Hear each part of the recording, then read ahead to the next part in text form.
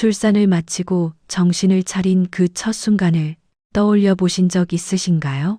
대다수 사람들은 아기와의 첫 대면이 감격과 행복으로 넘칠 거라 기대하실 겁니다. 저도 마찬가지였습니다. 가족들끼리 축하 인사를 나누며 서로 잘 견뎌냈다고 다독이리라 생각했죠. 하지만 제 상황은 달랐습니다. 예기치 않은 차량 사고 때문에 급작스레 아이를 낳게 되었고, 한참이 지나 의식이 돌아왔을 때 제 머릿속은 혼돈으로 꽉 차 있었답니다. 아기가 바로 앞에 있었는데도 사람들이 흔히 얘기하는 모성이란 감정을 전혀 느낄 수가 없었습니다. 아기를 마주한 순간 기쁨보다는 어색함과 혼란스러움이 밀려왔죠. 감격으로 벅차야 할 그 순간에 저는 왜 어떤 감정도 일어나지 않았던 걸까요? 그래서 제가 겪었던 이 경험을 나눠드리려 합니다. 제 내면에서 벌어졌던 그 혼란과 당황스러움의 원인이 무엇인지, 어떻게 받아들여야 했는지 말입니다. 아마 제 경험담을 들어보시면 어느 정도 이해하실 수 있으실 겁니다. 저는 현재 40대 중반의 여성이고, 사건이 일어났던 것은 지금으로부터 약 9년 전의 여름이었습니다. 교통사고, 솔직히 저는 그 부분을 전혀 기억하지 못했습니다.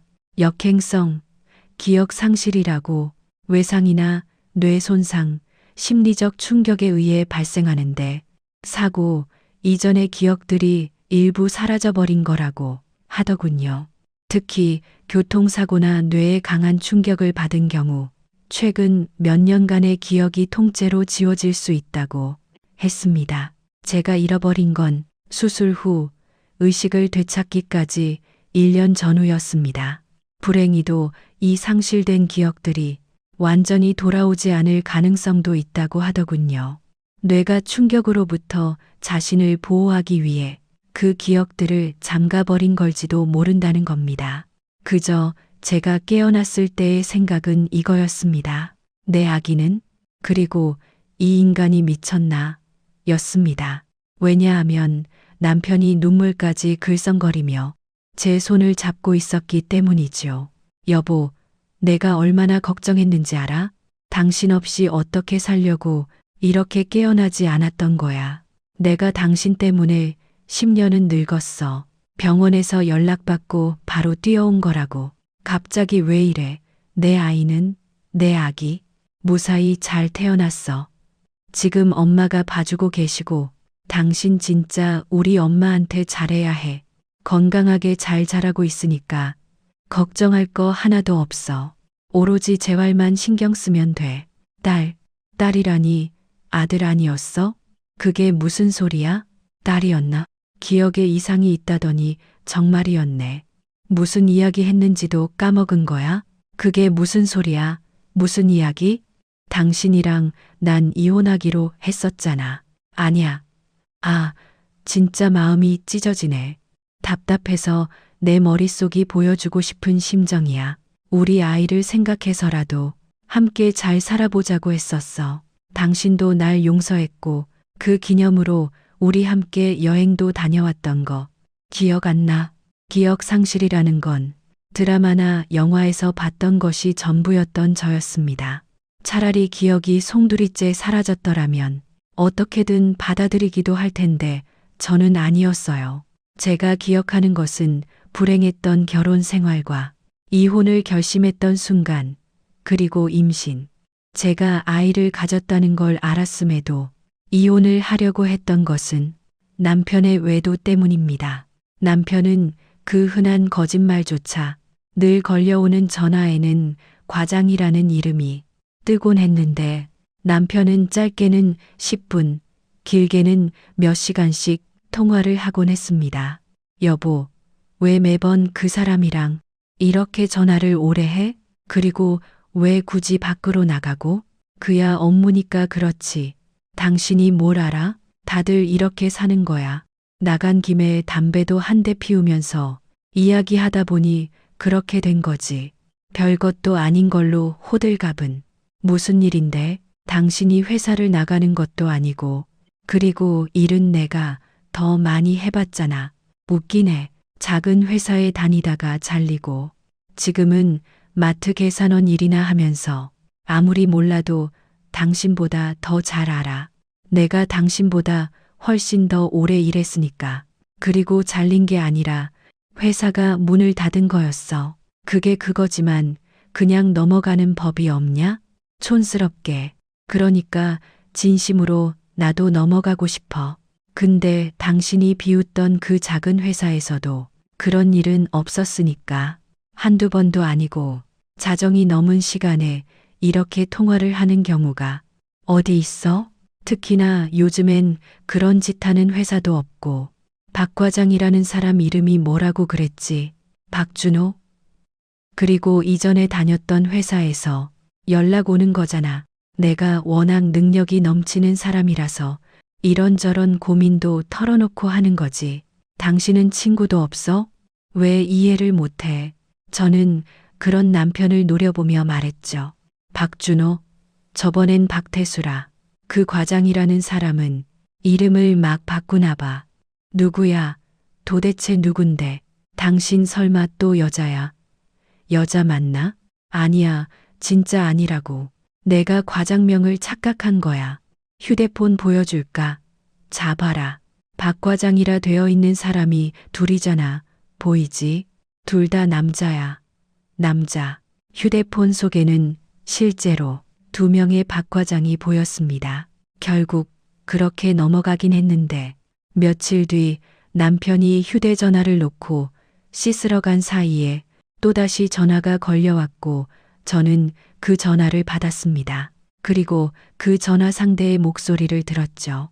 확실한 건 박준호도 박태수도 아니었고 남자도 아니었다는 거였습니다. 남편이 홀딱 벗고 나와 휴대폰을 빼앗아서 끊어버리긴 했지만 분명 여자 목소리로 오빠라고 말하는 것도 들었고요. 미쳤어? 내 전화를 왜 받아? 당신 그거 의부증인 거 알아? 난 떳떳해. 기가 막혀서 저는 가슴을 두드리며 반문했습니다. 지금 나한테 의부증이라 했어? 지금 이 상황에 누가 의심을 안 해? 남자라고 했잖아. 목소리가 여자였어. 당신한테 오빠라고 하는 걸 내 귀로 똑똑히 들었고 그렇게 떳떳하면 왜 거짓말을 해? 매번 새벽이고 저녁이고 통화하는 게 여자면서 의심을 안 하는 사람이 더 이상하지. 이래도 끝까지 발뺌할 거야? 당신 바람난 거 맞지? 야, 너도 솔직히 까놓고 봐라. 내가 뭐 볼 게 있어? 내 나이가 40 중반이 넘었고 배 나온 아저씨야. 근데 무슨 바람이야? 그것뿐이야. 직장도 없고 집에서 놀고 먹고 하는 나 같은 놈이 무슨 바람을 피우겠다는 소리를 하는 거야? 연애를 할 당시만 해도 남편은 직업이 있는 평범한 사람이었습니다. 하지만 결혼하고 1년이 지나자 남 밑에선 일 못해라며 그만두고는 사업을 하다가 말아먹고 다시 사업을 준비하다 흐지부지 되면서 쭉 백수로 지냈어요. 때문에 남편 말도 일리는 있었지만 끈기도 책임감도 없는 그런 사람이 놀고 먹는 것에는 믿을 구석이 있었기 때문이었죠. 바로 시어머니가 꽤 규모가 크고 입지가 좋은 상가 건물을 가지고 있었거든요. 그러니 제 입장에서는 충분히 바람을 피울 소지가 있다고 볼 수밖에 없었습니다. 의심할 건 그것뿐이 아니었죠. 당신 또 어머님한테 돈 달라고 했다며? 당신 말처럼 진짜 가진 건 아무것도 없으면 그래. 나도 어떻게든 믿고 넘어갈 거야. 근데 매번 용돈이다, 생활비다 받아서 나한테 준 적 있어? 없잖아. 그걸로 뭘 하고 다니는지 내가 알 수도 없고. 내 말이 틀려? 남편은 제 말에 화를 내며 대꾸를 했습니다. 야, 그럼 백수라고 방구석에 처박혀서 살아야 해? 친구들 만나러 가서 기생충처럼 빌빌거리면서 용돈 좀 받아서 쓰겠다는데 왜 네가 소란이야? 억울하면 너도 상가 건물줄 딸로 태어나지 그랬어. 아님 돈 잘 벌어서 남편 용돈까지 꼬박꼬박 잘 챙겨주던가. 당신 정말 왜 이런 사람 아니었잖아. 쉴 만큼 쉬었으면 정신 좀 차리고 일을 할 생각을 해야지. 언제까지 그러고 살 거야? 그렇게 나오시겠다. 좋다. 그럼 나도 할 말은 하자. 너도 준비할 만큼 했으면 임신은 해야 되는 거 아니냐? 우리 엄마가 너 임신에 좋은 보약지어서 갖다 준 게 몇 년이야? 그러는 넌 언제까지 그러고 살 거야? 결혼한 게 몇 년인데 아직도 그 모양이냐고. 할 짓이 없으니 남편 의심이나 하고 전화나 몰래 열어보고 그러는 거지. 구질구질하다 진짜. 구질구질해. 남편의 말에 저는 서러워서 울음을 터뜨렸지만 답답하다며 남편은 밖으로 나가버렸죠. 어째서 이혼을 하지 않는지 저를 답답하게 생각할 분들이 있다는 것도 잘 압니다. 하지만 저는 우습게도 혼자서 살 자신이 없었습니다. 사실 저희 부모님은 제가 어릴 때 이혼을 했었어요.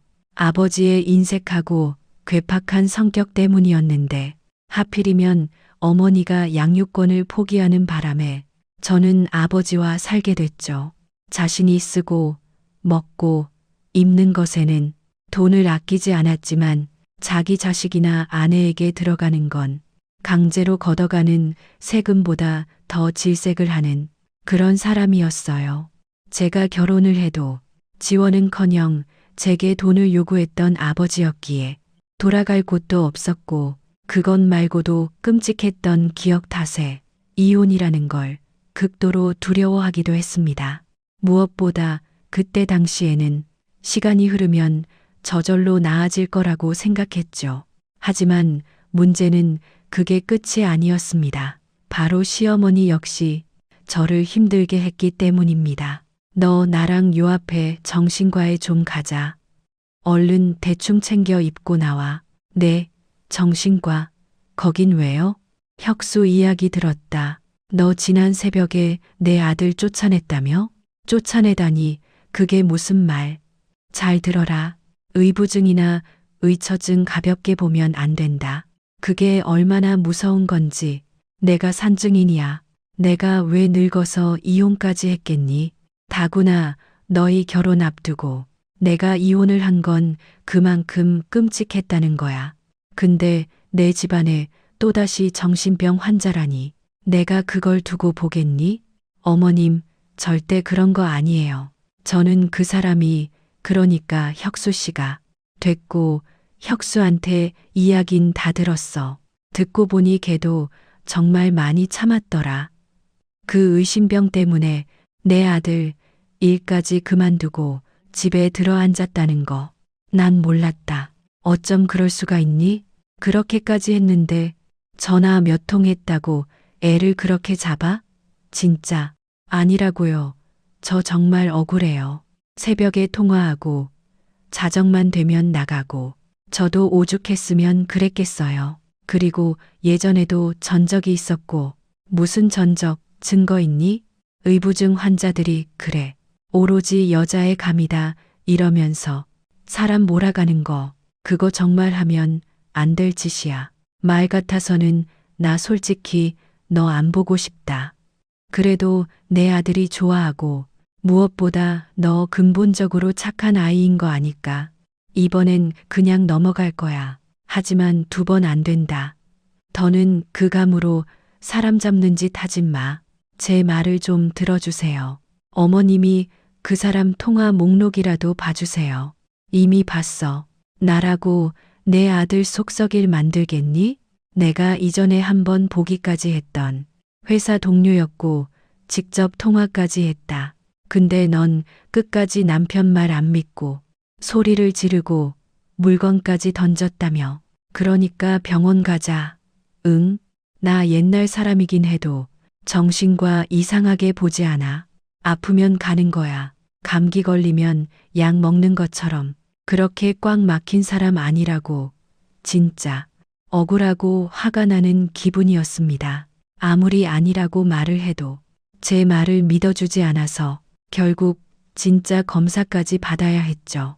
물론 그런 시어머니의 마음을 이해 못하는 건 아니었습니다.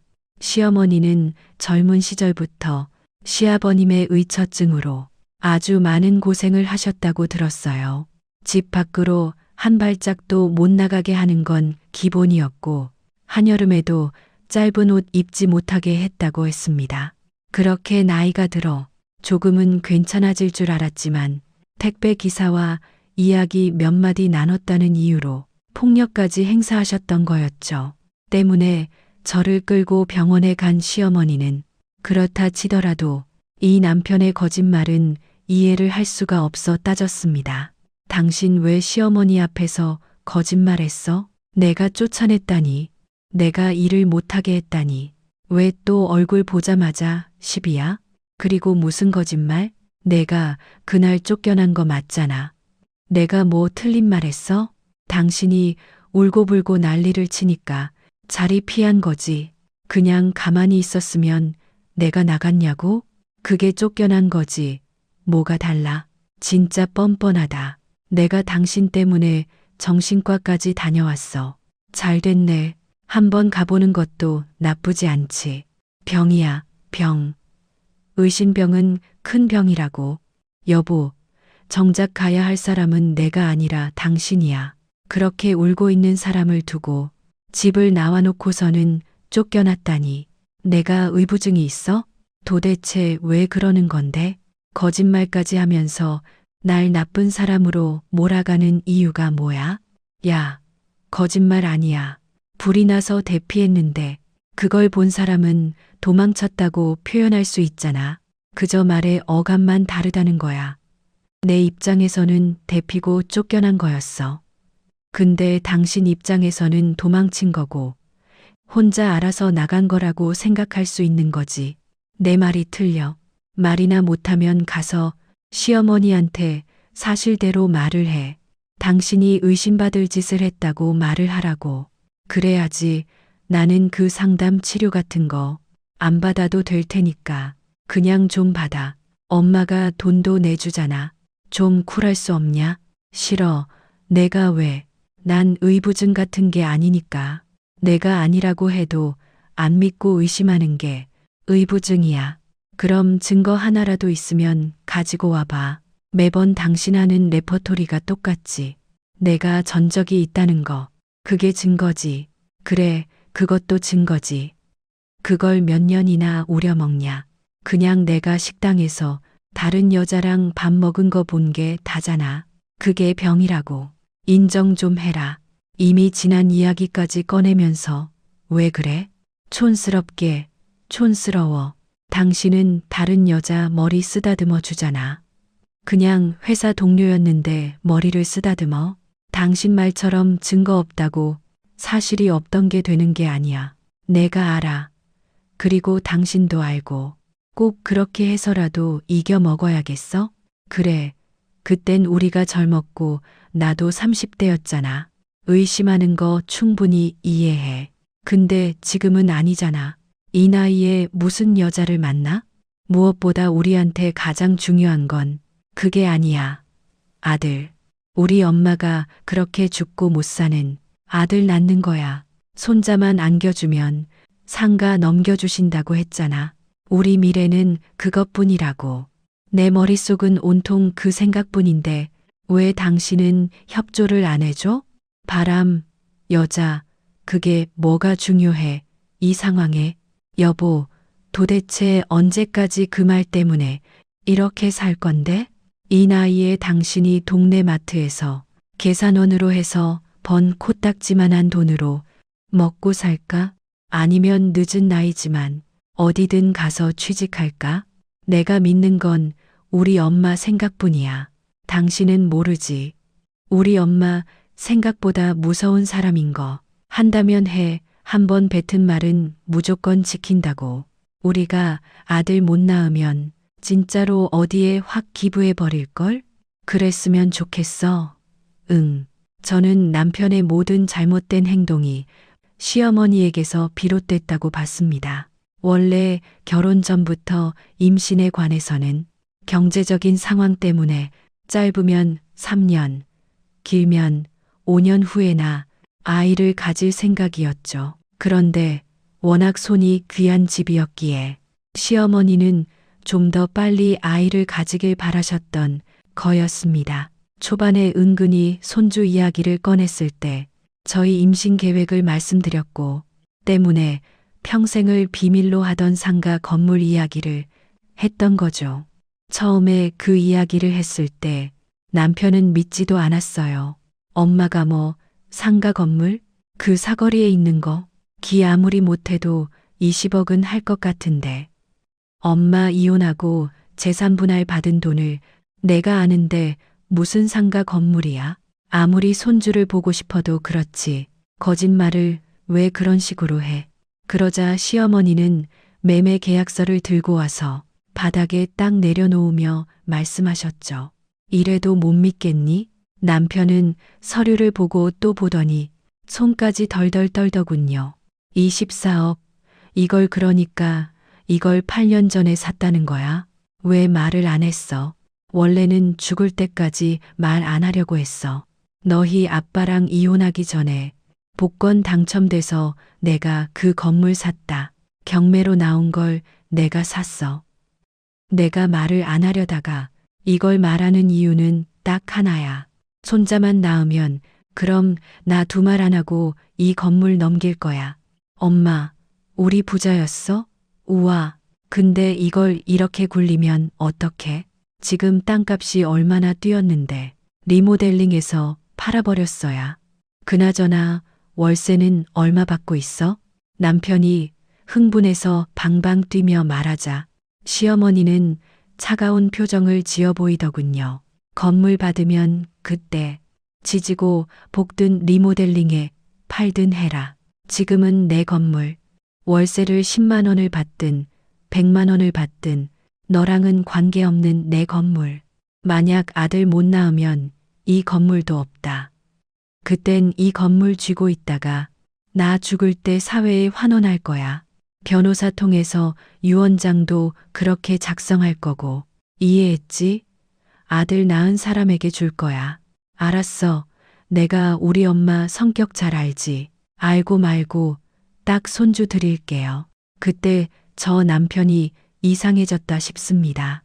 잘 다니던 회사를 그만뒀고 사업하다 돈 받아 쓰다가 망하니 살을 빼고 몸 관리까지 하면서 임신에 더욱더 열을 올렸죠.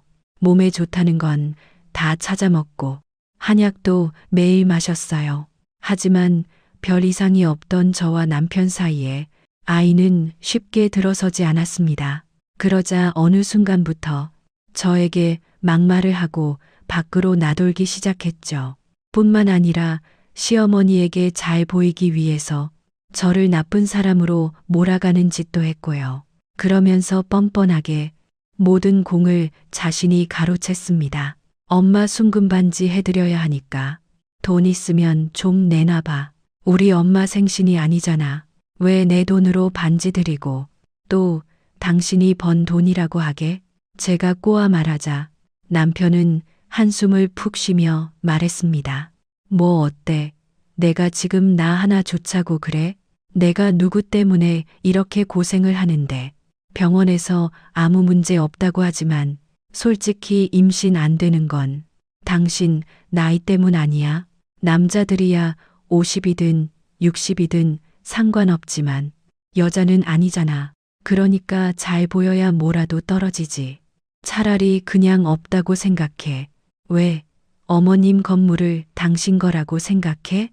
넌 그런 부모가 없으니 그러는 거지. 막상 입장 바꿔놓고 생각해봐. 준다고 하면 넌 욕심 안 날 것 같아? 그 노른자 땅을 남한테 줄 것 같냐고. 절대 못해. 당신도 위선 떨지 마. 요즘은 가지고 싶은 거 가지고 싶다. 욕심 드러내는 것도 다 솔직하게 본다고. 촌스럽긴. 그 건물만 아니었다면 저희 부부는 평범하게 그럭저럭 잘 살았을 거라고 생각했습니다.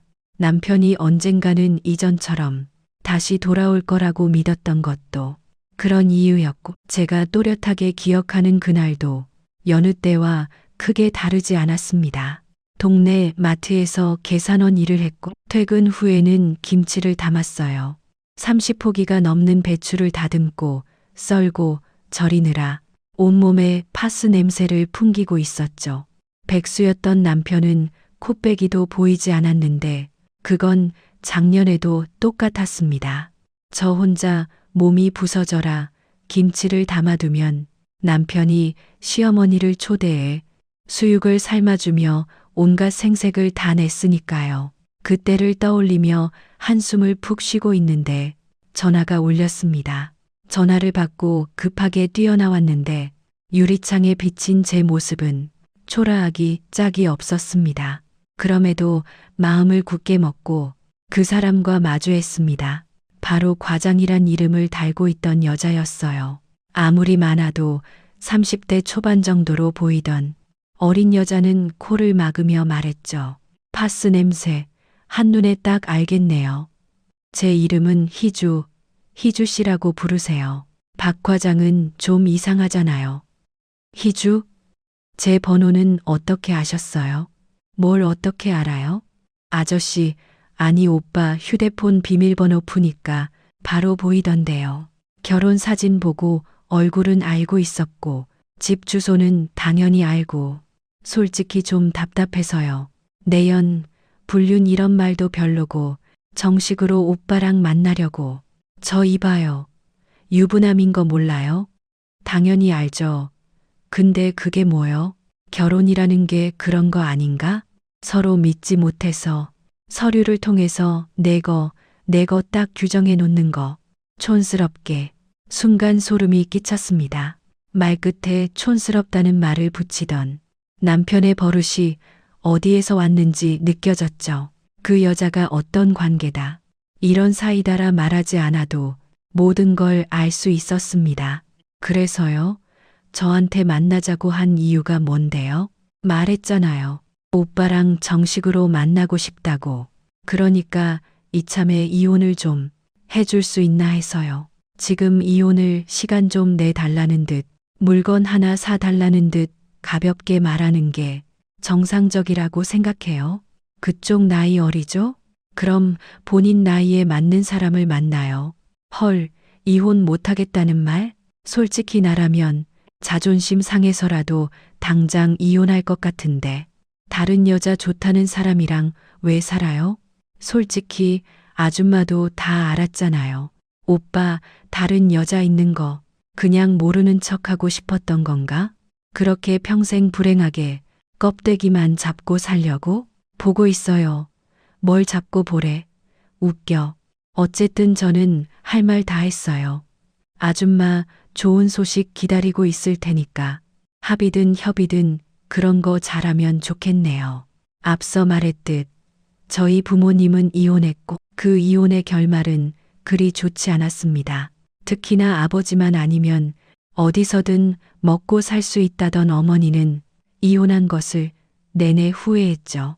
식당에서 일하고 청소 일까지 하면서 호기롭게 저를 데리러 오겠다고 했지만 어머니는 결국 아무 약속도 지키지 못했습니다. 평생을 아버지 그늘 아래에서 살아온 어머니는 일을 제대로 하지 못했고 엄청난 스트레스에 머리도 빠지기 시작했죠. 그러다 혼자 병을 앓으며 술을 약처럼 드시기 시작했는데 심장마비로 사망에 발견되기까지 일주일이 걸렸습니다. 저는 그 끔찍한 최후를 목격한 사람이었어요. 혼자 살게 되면 그런 최후를 맞이할 수도 있다는 걸 알았고, 그러니 이혼을 한다는 것에 대한 두려움은 더욱 컸던 거였습니다. 하지만 그런 이야기를 듣고도 남편과 이혼을 하지 않을 수는 없었습니다. 의심이 아니라 확신이 되니 오히려 머리가 선명해졌습니다. 그래서 저는 바로 이혼을 결심했고 그 과정에서 임신 사실을 알게 됐죠. 그리고 그건 제 발목을 잡았습니다. 남편이 태도를 바꾸더군요. 누가 이혼하지 말자고 했어? 해. 하는데 당장 배불러 오면 돈은 당신 친정에서 뭐라도 떨어질 것 같아? 아무것도 없어. 내가 장인 성격을 아는데 잘도 돕겠다. 당신이 신경 쓸 거 없잖아. 왜? 아들이라도 나올 수 있을 것 같아서 희망이 생겨? 건물 욕심에 지금 이혼 나중에 하자고 하는 거잖아. 아니야? 현실을 보라는 거야. 이렇게 나가서 뭘 어쩌자고? 재산 분할? 아님 위자료? 뭘 받을 수 있는데? 지금 나 같은 빈털터리한테 아이 낳고 이혼해준다고 딸이든 아들이든 상관없이 그거 좀 버티는 게 어렵냐? 단순하게 생각해. 아이 낳은 뒤에 산후조리만 하고 그러고 나가면 되잖아. 애를 안 낳겠다는 것도 아니고 아이 낳겠다며. 그럼 당신은 엄마야. 아이가 우선이 되어야지. 자존심 따위로 억지 부리지 마. 그래도 당신이랑은 절대로 못 살아. 그래. 그럼 내가 나갈게. 나가 있을게. 그리고 내가 약속해. 나 이전처럼 일도 할게. 그래서 당신한테 위자료든 뭐든 조금이라도 벌어서 줄 테니까. 그냥 제발 좀 있어. 내가 미친놈이고 나쁜 놈인 거 아는데 아이를 위해서 나도 아빠 노릇은 하게 해줘. 저는 남편의 설득에 흔들렸습니다. 당시에 30대 후반이었던 노산이라 제게는 마지막 기회일 수 있었습니다. 그래, 아이를 지키기 위해서 당장 이혼하는 걸 뒤로 미루게 되었죠.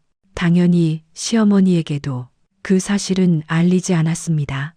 어차피 알게 될 일이었기에 더는 분란을 만들고 싶지도 않았죠. 그러니 시어머니는 그저 좋아하기만 했습니다. 내가 커다란 호랑이 한 마리가 내 품에 쏙 들어오는 꿈을 꿨거든. 분명 아들이야, 아들. 그 호랑이 무늬가 어찌나 선명한지 기절할 뻔했었어. 그래요. 좋은 태몽이네. 그럼 너 뭐 먹고 싶은 거 없니? 내가 다 사줄게. 아니, 이럴 게 아니라 병원에 가자. 아직 성별은 나오지 않을 텐데 내가 알아보니까 늦어도 20주, 빠르면 15주에 되던데 당장 가자. 제가 임신해서 병원을 다니는 내내 동네 부인과에서 시어머니는 아들, 아들 하며 기대를 했었습니다.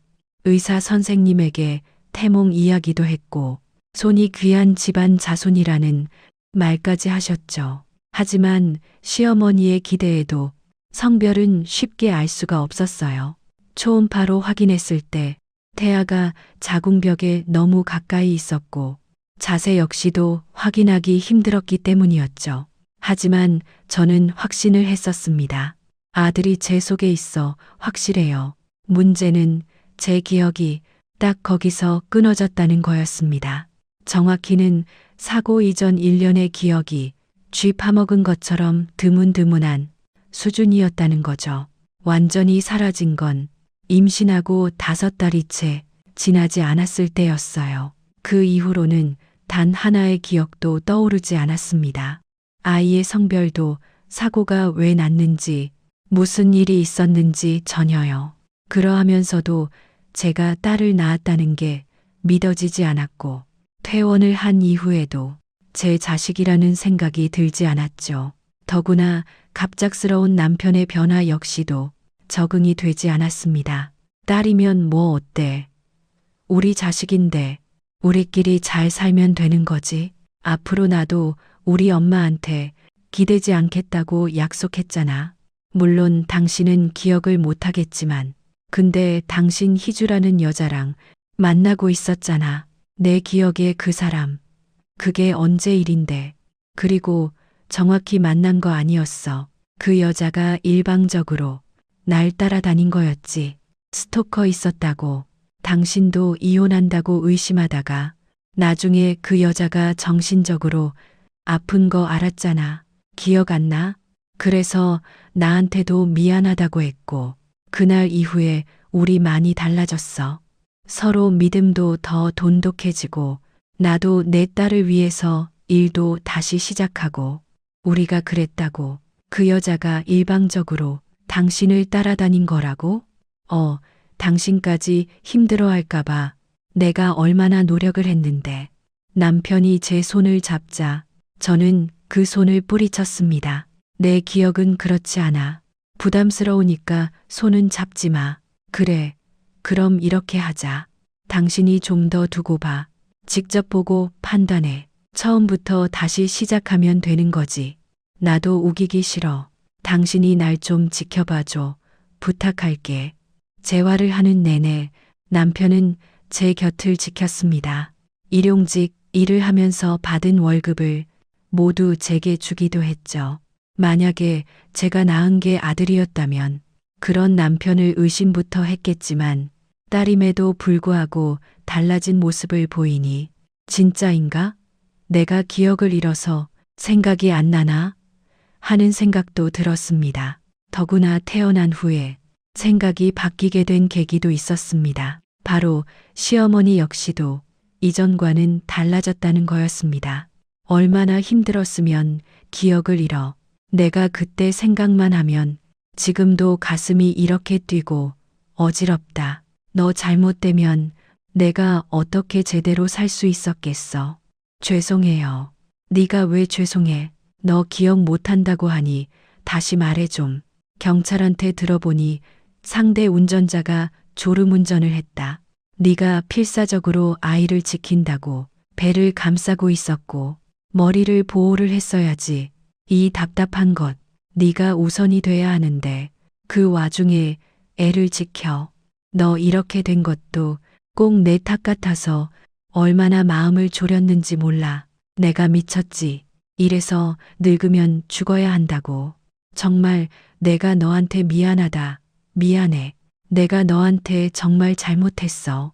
옆에 있던 남편이 한마디 거들었고 우리 엄마 사고 소식 뒤늦게 듣고도 아이 있는 곳이 아니라 당신 수술실 앞만 내내 지켰어. 사고 나고 응급으로 출산하고 그 이후에 병원 옮겨서 수술 들어갔거든. 뇌가 부어 있어서 수술도 바로 못하고 당신은 의식도 없고 엄마가 얼마나 놀랐는지 몰라. 그리고 우리 딸 윤지도 전적으로 봐주셨고 덕분에 나도 마음 놓고 당신 곁을 지킬 수 있었지. 태어나자마자 저보다는 시어머니와 더 오래 있었기 때문인지 딸은 엄마보다는 할머니라는 말을 먼저 했습니다. 거기다가 아들이 최고라던 시어머니 역시 변하셨어요. 가끔씩 아들에 관한 아쉬움을 드러내곤 하셨지만 제 딸의 웃음에 더는 말을 하진 않았죠. 이거 받아라. 생활비 그런 건 아니고 용돈이야. 너 쓰고 싶은 거 써. 물건이나 물건 사지 말고 너 하라고. 출산의 사고까지 겪어서 그런지 너 머리가 하얗게 됐다. 머리도 하고 옷도 좀 사고 친구들이랑 놀아도 된다. 네, 감사합니다. 그러자 시어머니는 제 손을 꼭 잡으며 말씀하셨습니다. 내가 미안했다. 너는 기억이 없을지 몰라도 나 예전에 산부인과 갔을 때 많이 혼이 났어. 혼이요? 어머님이요? 물론 그때 넌 검사 받는다고 다른 곳에 있어서 모르겠지. 근데 그때 내가 너한테 사과도 했어. 기억이 안 나겠지만 그 이후로는 산부인과 같이 안 가겠다고 말도 했고 그날 의사 선생님이 산모 앞에서 아들 하는 게 엄청 큰 스트레스라고 성별은 중요하지 않다고 이런 말씀을 하셨거든. 그런 일이 있었어요? 그래. 어찌나 부끄럽던지 숨고 싶더라. 나도 딱 내 나이의 시어머니 그런 말 듣고 질색을 했었는데 막상 내가 그렇게 아들에 집착하게 될 줄은 몰랐어. 그런데 말이다. 막상 내 손녀를 안어든 순간 알겠더라. 그냥 내가 바란 건 너희가 잘 사는 거였고 예쁜 자식 낳아서 평범하게 사는 거라는 걸 그저 내가 노망이 난 거야. 무뚝뚝한 아들 키워서 좋았던 게 하나 없다가 건물 되고 나니 효도를 좀 받고 싶었던 것 같아. 그러면서 핑계를 그렇게 된 거였지. 사실 성별은 아무 상관이 없는데 말이야. 그래도 죄송해요. 딸이라서. 아니야. 생각해보니 딸이 더 좋아. 저렇게 예쁘게 잘 웃고 날 따라주는데 안 예뻐할 도리가 없지. 그냥 앞으로 너희들 잘만 살아다오. 우리 앞으로 더 잘 지내보자. 이왕이면 잃어버린 기억도 좀 떠오르면 좋고 왜냐면 내가 그때 너랑 유독 잘 지냈거든. 야박하게 굴었던 것만 떠오르니 좀 억울해서 그래. 시어머니의 그 이야기를 듣기 전에는 기억이 안 나는 건 크게 불편하지 않았습니다. 그런데 막상 제가 잃은 기억 속에 많은 게 있었을지도 모른다는 생각이 드니 기억을 찾고 싶었죠. 그래서 한의원에서 침도 맞고 기억에 좋다는 한약도 다려 먹었습니다. 그런데 아이가 7살이 될 때까지도 저는 기억을 찾지 못했어요. 그 사이 남편과는 완전히 화해를 했고 시어머니와 나름 잘 지내게 되었기에 상관은 없었죠. 하지만 문제는 잃어버린 기억 때문인지 계속해서 느껴지는 이질감이 있었습니다. 특히나 딸에게서 그런 걸 가장 많이 느꼈죠. 남편도 저도 없는 곱슬머리도 그렇고 심지어 왼손잡이였는데 자라면서 점점 눈매도 콧대도 전혀 달랐죠. 그런 생각을 하면 안 된다는 걸 알고 딸이 너무 사랑스럽고 예쁘긴 했지만 오히려 그럴수록 더욱 혼란스럽기도 했습니다. 결국 저는 고민 끝에 유전자 검사라도 하려고 했죠. 내가 미친 건가 하는 생각도 들었지만 그 생각에서 벗어나기 위해서라도 어쩔 수 없었습니다. 저는 유전자 검사가 가능한 병원을 알아보기 시작했고 그곳에는 눈에 띄는 병원도 있었죠.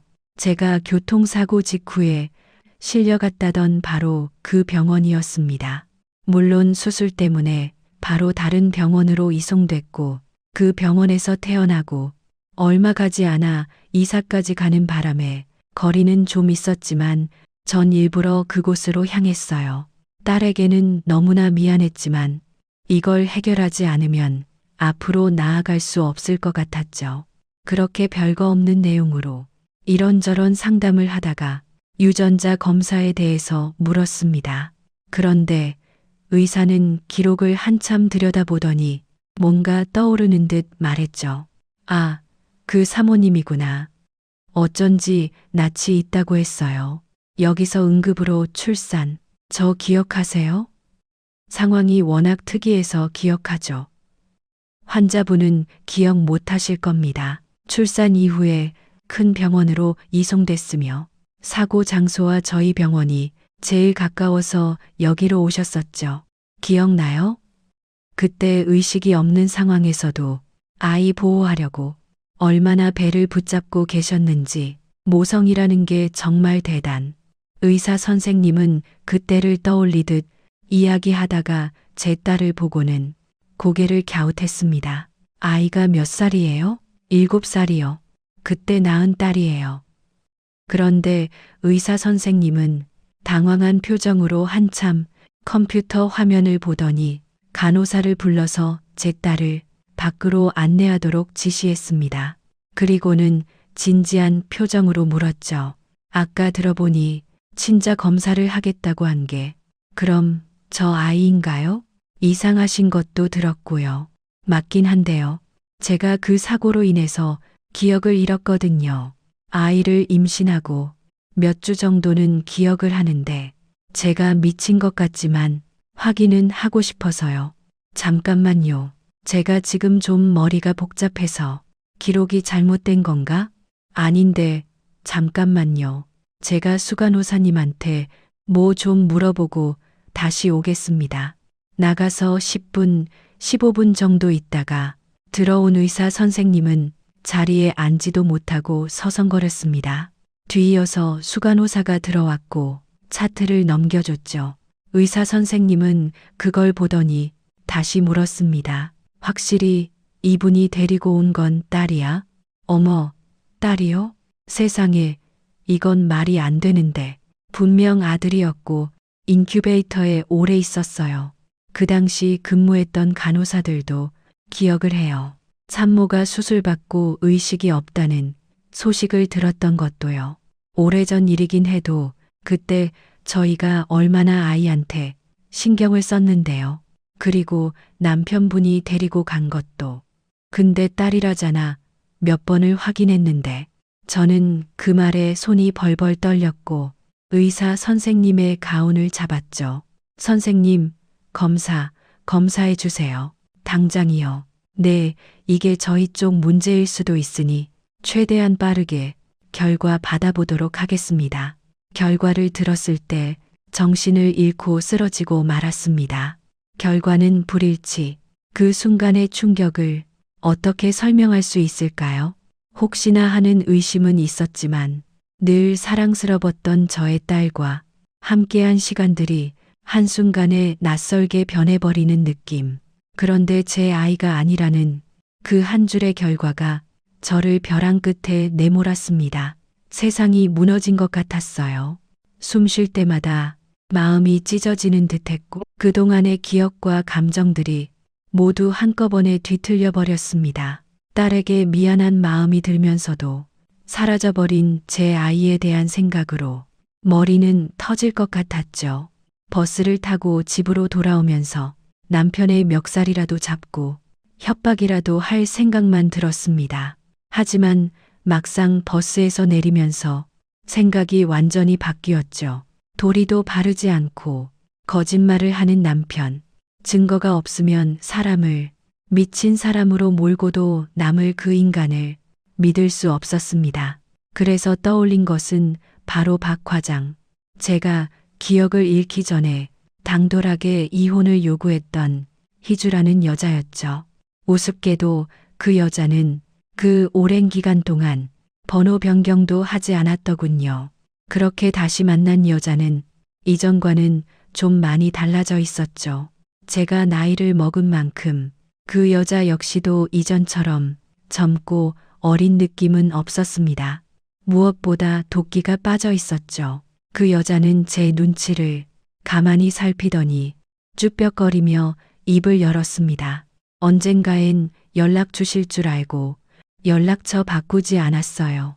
당신이랑 더 길게 말하고 싶은 마음 없어요. 내 아들 어디 있어요? 당신은 알죠? 그게 무슨 사모님이 다시 키우는 거 아닌가요? 제 딸이랑 같이 모르는 척 발뺌하지 마세요. 경찰에 신고하려는 거 간신히 참고 있는 거니까. 약취유인 및 유기 등 계획 범죄인 거 알죠? 내 아들 돌려달라고요. 아이 바꾼 게 당신과 내 남편이 한 짓이라는 거 아니까. 맞아요. 근데 정말이에요. 저 그 사람이랑 헤어진 지 꽤 오래됐어요. 아이 낳고 사모님 사고 난 이후에 의식 못 찾는다는 소식까지 들었다고요. 정말로 죄송해요. 그때 제가 생각도 없고 철도 없었어요. 미친 거죠. 희주는 무릎까지 꿇으며 제 앞에서 눈물을 뚝뚝 흘리며 이어 말했습니다. 사모님, 다 물어보세요. 제가 아는 거 다 말씀드릴게요. 원하시면 벌도 받을게요. 처음에 그 행동에 이건 또 무슨 수작인가 했는데 희주라는 여자는 자신이 벌을 받고 있다고 하더군요. 한때는 순간을 즐기며 일탈하고 원할 때 사랑을 하며 본인은 그게 자유롭게 사는 거라고 생각을 했다고 합니다. 그래서 저희 남편과도 만남을 이어갔고 그 결과로 아이까지 가지게 됐다고 했죠. 그리고 그때 제 남편이 제안을 했다고 해요. 야, 우리 엄마가 아들 나오면 상가 건물을 준다고 했거든. 받아서 너랑 반반 어때? 나 결혼은 싫다고 했잖아. 애 나오면 몸도 망가지고 절대로 싫거든. 오빠가 가져. 배도 남산처럼 불러. 노력하면 충분히 가질 수 있어. 야, 희주야, 장난하지 말고 일단 잘 들어봐. 결혼하고 상가 받고 이혼해주면 되잖아. 너나 나나 즐기면서 인생 사는 사람 아니냐. 우리가 백날 일을 해봐. 지금 그 건물 가격이 얼만 줄은 알아?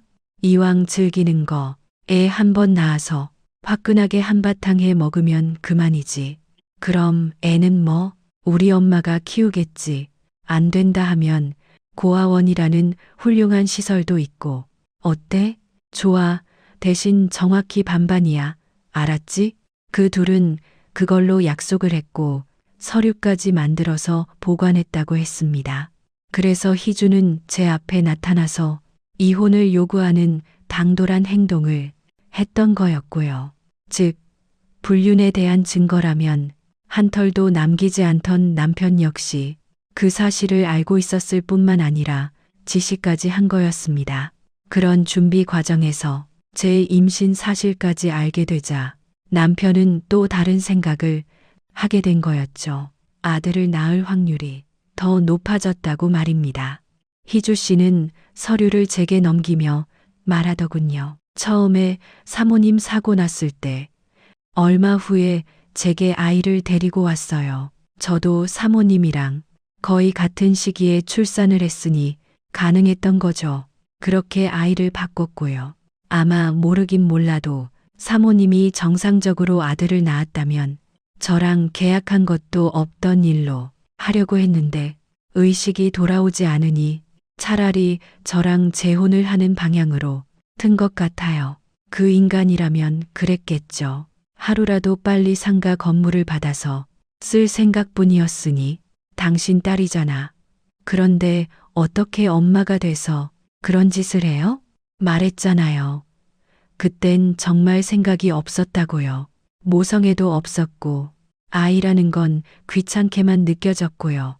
근데 그래서 벌 제대로 받았어요. 혁수 오빠가 저 말고 다른 여자랑 또 바람이 났거든요. 사모님이 수술하고 의식이 돌아오지 않는 그 사이에요. 놀랍지도 않네요. 저도 상처는 안 받았어요. 근데 하필 그 다음에 만난 사람을 진심으로 좋아하게 되면서 문제가 생겼죠.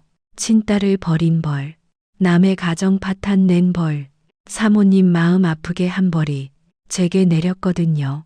저 결혼하고 얼마 안 가서 자궁암으로 자궁 드러냈거든요.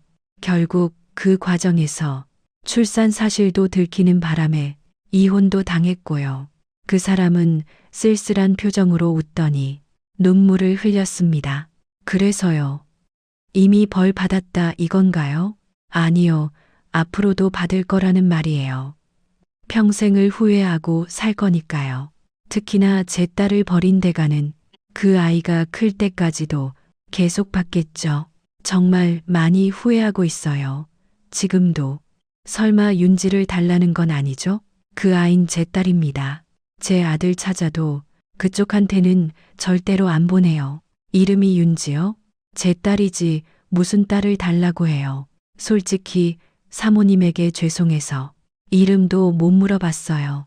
구박을 해도 제 탓이고 돌려준다고 해도 기꺼이 받았겠지만 오히려 제 딸이라고 해주시니 은혜를 어떻게 갚아야 할지 모르겠어요. 그러니 대신 제가 아드님 어디 있는지 찾아드릴게요. 무슨 수를 써서라도 반드시 찾아드릴게요. 아주 작은 사죄로 받아주세요. 제 딸 지금까지 잘 키워주신 것만으로도 너무너무 감사합니다. 뭐든 할게요. 정말 뭐든. 희주 씨는 자신이 가진 돈을 대부분 털어서 제 아들의 행방을 찾았고 얼마 안 가서 한 고아원에서 자라고 있었다는 걸 제게 알려줬습니다. 하지만 법적인 절차가 너무 복잡하고 서류상으로 제가 친모라는 것을 증명하는데 너무 많은 시간이 걸린다는 답변을 받게 됐죠. 그런데 다행히 아동복지센터에서 제 사정을 알게 된 담당자분이 판결이 날 동안만이라도 저희 집에서 함께 지낼 수 있도록 손을 써 주셨습니다. 문제는 남편과 함께 사는 집에 아이를 데리고 가기가 힘들었다는 거였어요. 그래서 제가 간 곳은 시어머니의 집이었죠. 딸 윤지는 친구 집에 맡겼고 제 아들만 데리고 그 집으로 간 겁니다. 그리고 저는 시어머니에게 그간 있었던 모든 걸 다 이야기했고 희주 씨가 가지고 있던 계약서를 증거로 내밀었죠. 너무나 장난스럽게 상가 건물을 팔아서 각각 절반씩 나눠 가진다라는 내용이 담긴 조잡한 서류였습니다. 그 요약이 이게 사실이야? 그럼 이 아이가 내 손자네. 증거가 더 필요하세요? 어머님, 증거 좋아하시잖아요. 아들 혁수 불러와라. 네, 불렀어요. 아까 오면서요. 어차피 이렇게 된 거 저는 이판사판이 있죠. 애초에 시어머니 역시도 제 편이 되어줄 거라고 믿지 않았어요. 증거를 내밀어도 또다시 자기 아들을 감싸기만 할 거라고 생각했습니다. 사고 이후에는 좀 달라졌을지 몰라도 이번 일로 제 기억만이 유일하게 믿을 수 있는 거라고 판단했거든요. 남편은 헐레벌떡 뛰어와서는 변명을 늘어놓았습니다. 아니야, 엄마. 저 사람 기억 온전하지 않은 거 알잖아. 무슨 내가 그런 짓을 내가 아빠야. 엄마는 알잖아. 의부증이 한 번에 안 고쳐지는 거. 그리고 아들이라니. 저 사람이 아들을 낳는데 내가 뭐 하러 딸이랑 바꿔. 말이 되는 일이야? 저는 그 말에 반박했죠. 유전자 검사하면 다 나와. 그만해. 야, 그런 건 얼마든 조작 가능해. 드라마 보면 그런 일은 돈만 주면 다 되는 거야. 내가 그건 얼마나 노력했는데 날 이런 식으로 매도할 수가 있어? 진짜 정신병원에 들어가야겠어. 아무리 기억을 잃고 미쳤어도 그렇지. 그 거짓말. 나 있어. 아들. 나도 있으면 좋겠다. 더구나 쟤도 나랑 안 닮았어. 그 입 다물어. 지금 내 아들 앞에서 그런 헛소리를 할래? 감히 지금 너 미쳤어? 어디서 애를 하나 데리고 와서 누구더러 헛소리를. 그런데 시어머니가 그때 천천히 자리에서 일어나 저희가 있는 쪽으로 왔고 몸을 휙 돌리더니 남편의 뺨을 힘껏 쳤습니다. 어찌나 소리가 컸는지 저는 다급하게 제 아이의 귀를 막았고 방 안으로 들여보냈어요. 남편은 놀라서 소리를 질렀죠. 엄마, 나 엄마 아들이야. 내 말을 믿어야지. 저 미친 여자 말을 믿어? 엄마를 바보, 호구 아니. 그래도 널 믿고 싶었다. 아니, 적어도 반성은 할 줄 알았어. 널 부른 건 애초에 내가 지금이라도 잘못했다고 빌길 바랐기 때문이야. 내가 자식을 잘못 키웠네. 의처증 걸린 내 아빠 때문에 내가 어떤 고생을 하고 수모를 겪었는지 두 눈으로 보고도 내 며느리한테 그런 짓을 해? 그것도 모자라 자기 아들을 고아원에 버려? 엄마, 진짜 난 억울해. 정말이야. 아들이라니 엄마도 봤잖아. 딸이야. 내 자식은 딸 윤지 하나라고. 엄마, 윤지 예뻐했잖아. 윤지는 예쁘지. 근데 피는 못 속이는 거야. 어쩜 그렇게 뻔뻔하게 거짓말을. 좋다. 건물 상가 약속처럼 주마. 그러니까 지금이라도 잘못 털어놓고 빌어. 아니면 너 내가 죽어도 아무것도 못 받는다. 병원 갈 거야. 지금이라도 당장. 아니야. 진짜 아니라고. 엄마 성격 알지. 한다면 하는 거. 난 2번은 기회 안 줘. 한 번만 더 아니라고 하면 그땐 조사 제대로 할 거고 그걸 믿을 거야. 그 다음은 말 안 해도 알지. 남편은 그 말에 눈이 빠르게 굴러갔습니다.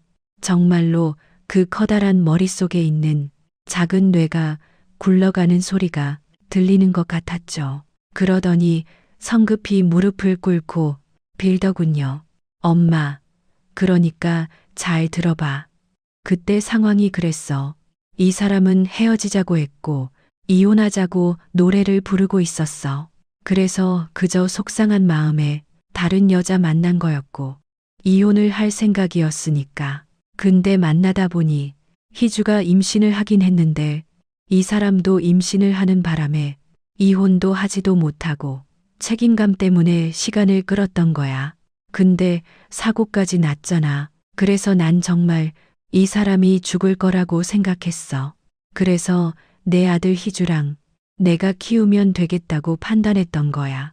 근데 이 사람이 갑자기 깨어났고 시간이 붕 뜨고 희주는 나랑 헤어지겠다고 난리를 부르고 남편이 슬쩍 눈치를 보며 머뭇거리자 시어머니가 재촉했고 그래서 고민을 했는데 엄마가 윤지를 좋아하는 것 같고 꼭 굳이 아들이 아니라고 해도 괜찮겠다 싶었어. 괜히 다 늦어서 아들 데리고 나타나면 오히려 일이 커질 것 같으니까. 그래서 고아원에 잘못했어. 엄마, 진짜 내가 미쳤었어. 근데 상황이 그랬잖아. 상황이. 미친놈, 너 정말 미쳤니? 어떻게 아빠가 돼서 그런 생각을 해? 어쨌든 솔직하게 말했잖아. 지금도 충분히 반성은 하고 있고, 그리고 엄마는 내 편이잖아. 나 엄마 아들. 그리고 왜 아들인데? 그냥 실수였다. 그 실수라고. 누구나 한 번은 실수하잖아. 그러니까 약속은 지킬 거지? 약속. 건물 준다는 그거. 응. 내가 이제까지 얼마나 엄마한테 잘했어. 그건 맞잖아. 그리고 어쨌거나 아들도 나왔고. 그래, 약속은 약속이니까. 내가 한 입으로 두 말하는 사람 아닌 건 알잖아. 그 말에 저는 시어머니에게 소리를 질렀습니다. 어머님, 남편은 우는 척 고개를 숙였지만 입은 찢어지게 웃고 있었고 저는 그 모습에 화가 나서 남편을 발로 차고 뺨을 때렸죠. 그러자 시어머니가 저희 둘 사이에 서서는 말씀하셨습니다. 아들 나왔으니 건물 주마. 너 내 며느리 앞으로. 네, 저요? 그래, 내가 말했잖니. 아들 나오면 주겠다고. 아들을 누가 낳았어? 며느리인 미선이 네가 낳았지. 내 아들이 애를 품어서 낳을 순 없잖아. 난 약속은 반드시 지키는 사람이고. 그러자 남편은 발등에 불이 떨어진 사람처럼 일어나 따졌죠. 엄마, 그게 무슨 말이야? 나한테 줘야지. 왜 이 사람이야? 뭘 믿고. 아무리 며느리지만 피도 안 섞인 남한테 무슨 건물을 줘? 그럼 내가 널 믿고 준다고 할 줄 알았니? 너 사업만 2번 말아먹었지. 그리고 여자 사람 앞세워서 대리 효도하고 내가 설마 그걸 모를 줄 알았니? 내 속에서 내가 낳은 자식이 넌데 내가 그걸 모를까? 무능하고 무책임해도 내 아들이라고 믿고 기다렸던 거였어. 근데 이전에 내 아빠가 했던 짓을 그대로 하는 너한테 내가 뭘 도와야 하니? 약속했잖아. 나한테 주기로. 애초에 난 한 번도 너한테 준다고 한 적도 없었어. 아들 나와오면 주겠다고 했지. 너라고 지칭한 적도 없고. 그 희주 있지. 누구인지 지금 누굴 만나서 아들을 둘을 낳아왔어도 상황은 똑같아.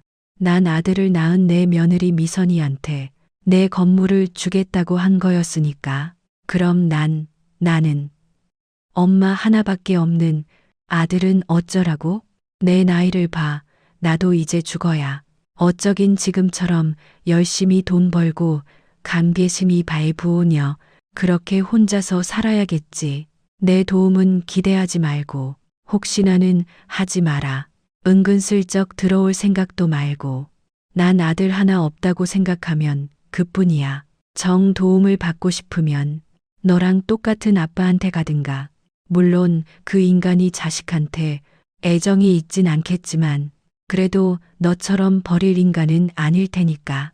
엄마, 자식은 나야. 엄마 모실 자식도 나 하나뿐이고 자식도 버린 놈이 잘도 날 모시겠네. 상가 줬으면 너나 어느 요양원이나 쳐넣을 놈일 거 불보듯 뻔하다. 바순구든 가만 내 집에서 나가라. 시어머니가 단칼에 거절하며 돌아섰습니다. 이전에도 남편은 늘 자신의 어머니가 한 입으로 뱉은 건 반드시 지킨다는 것을 두려워했었습니다. 남편은 바로 제 바지가랑이를 잡고 매달렸죠. 여보, 내가 미안해. 내가 죽일 놈이었어. 그래도 나 당신한테 잘했잖아. 재활할 때도 도왔고 당신도 내가 달라졌다고 인정했잖아. 응, 당신이랑 바람 피웠던 희주 씨 말이야. 그 여자랑 끝났다고 알잖아. 그 희주 씨가 내 아들 찾는다고 사람을 풀었거든요. 당신 뒷조사도 같이 해줬어. 그러니까 당신이 지금도 다른 여자랑 만나고 있는 거 알고 있다는 뜻이고 헤어질게 헤어지면 되잖아. 그럼 진짜로 나랑 이혼이라도 하겠다는 거야? 당신 이혼 같은 거 못하잖아. 예전에도 말했잖아. 이혼하는 거 무섭고 외로워서 못할 것 같다고. 그랬지. 혼자 쓸쓸하고 외롭게 죽는 게 무서웠어. 근데 같이 있어도 똑같이 외로운데 내가 너는 뭘 두려워하겠어? 그리고 이제 내 곁에 내 아이들이 있어. 당신은 필요 없고. 여보, 제발, 왜 이래? 당신 쿨한 거 좋아했잖아. 이러지 말자. 촌스럽게. 시어머니는 정말 대단한 분이었습니다. 본인의 아들이었음에도 강경한 태도로 남편을 쳐냈고, 실제로도 남편은 그 집에서도 쫓겨났죠. 뿐만 아니라 혹시나 자신이 죽은 뒤에 유류분 반환 청구 소송, 즉 자신의 어머니에 대한 유산을 요구하며 재계 소송을 하게 될 것을 대비해서 법적인 조치까지 모두 끝냈습니다. 여기에 더해서 엄청난 증여세를 감당하면서 결국 제게 명예 이전까지 해주셨죠. 저는 그걸 계속 뒤로 미루려고 했지만 시어머니는 이렇게 말씀하셨습니다. 나이가 더 들면 치매가 왔다는 둥, 억지로 그랬다는 둥, 내 아들이 나한테 할 짓은 뻔해. 그러니까 정신 멀쩡할 때 병원 검사 싹 다 받아서 제대로 유언장 공증까지 하는 게 현명하다. 그래도 너무 성아. 사람들이 그러는데 죽기 전까지 들고 있는 게 좋다고 했어요. 널 못 믿어서 내가 이런 말을 하니 좀 그런데 난 널 믿는다. 무엇보다 나 건물 말고도 많이 있어. 그간 받은 월세 수익도 있지만 당첨금으로 건물만 산 건 아니니까. 그간 고생 많았다. 못난 시엄마랑 남편 아래서 내가 너한테 죗값 치른다고 그렇게 생각해. 결국 저는 남편과는 이혼을 하고 제 아들에 대한 친권을 회복했고 무사히 함께 살게 됐습니다. 아들은 시간이 꽤 흘렀지만 아직까지도 낯설어 하긴 하지만 그래도 딸 윤지가 많이 도와주고 있어요. 그리고 시어머니도 저희와 함께 살게 됐죠. 오히려 이전보다 더 북적거리고 정신이 없어서 외로운 건 전혀 느끼지 못했습니다. 아마도 저처럼 어떤 이유로든 이혼을 망설이는 분들이 많을 거라고 생각합니다. 멋지게 이혼을 요구할 수 있는 사람들도 있겠지만 각자의 상처와 두려움으로 인해서 제대로 판단을 내리기 힘든 경우가 일반적이라고 생각해요. 그러니 넌 자존심도 없냐? 그런 취급을 받으면서 왜 이혼하지 않냐 같은 설령 너무 친하고 안타까워서 하는 말이라고 해도 그런 말도 하지 않으셨으면 좋겠습니다. 그 말은 용기를 주는 게 아니라 당사자 스스로를 갉아먹는 말일 뿐이거든요. 자존감은 계속해서 낮아지고 이혼도 못하고 참고 사는 자기 자신을 증오하게 되죠. 그렇지만 최소한 저와 유사한 처지라면 분명히 드릴 수 있는 충고가 하나 있어요. 저 또한 어느 곳에서 들었던 이야기입니다. 특히나 본인 가족보다 타인을 더 찾고 본인 자녀보다 재물을 먼저 생각하는 사람이 본인의 반려자라면 외도와 재물은 그 사람들에게 만난 요리와 같은 존재입니다. 또한 그들에게 가정이란 싱거운 환자식 같은 거예요. 그런 사람들은 한두 차례 혹은 몇 개월간 건강 때문에 참아내다가도 결국 다시 만난 요리를 찾아내게 될 것입니다. 더욱 자극적이고 고급진 요리를 말하는 거죠. 그러니 평생 동안 의심하게 될 것이고 불안한 마음을 안고 살아야 할 거예요. 왜냐하면 거리마다 가득한 게 맛있고 새로운 요리들이니까요. 저는 이 이야기 덕분에 이혼에 대한 두려움을 이겨냈어요. 그리고 현재도 후회 없습니다. 왜 더 빨리 결정하지 못했을까 하는 아쉬움도 없어요. 왜냐하면 고민하고 힘겨워했던 모든 시간들이 있었기에 오늘의 제가 존재하고 제 딸 윤지와도 만날 수 있었다고 여기게 됐거든요. 비록 제 아들이 그 시간 동안 많은 아픔을 겪긴 했지만 그건 역시 제가 살면서 천천히 해결해 나가야 할 숙제라 보고 있어요. 이미 발생한 일을 없었던 일로 만들 순 없고 결국 해답은 앞쪽에 놓여 있는 거잖아요. 비록 지금까지도 제 잃어버린 기억들은 되돌아오지 않고 있지만 그 대신 앞으로의 날들을 더 소중하게 채워 나가려 해요. 마지막으로 저희 가족 많이 응원해 주시면 고맙겠습니다. 모두 행복하시길 바랍니다.